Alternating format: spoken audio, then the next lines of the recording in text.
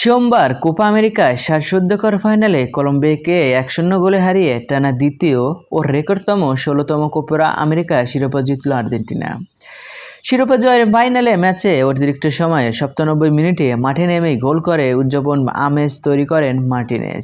শেষ পর্যন্ত 112 মিনিটে মার্টিনেজের সেই গোলটি গড়েছিল আর্জেন্টিনার। গত 3 বছরে আর্জেন্টিনা জিতেছে ফুটবল বিশ্বকাপ এবং পরপর 2টি কোপা আমেরিকা। কোপা আমেরিকায় এবারের আসরে চ্যাম্পিয়ন হয়ে আর্জেন্টিনা পেয়েছেন অনেক টাকা।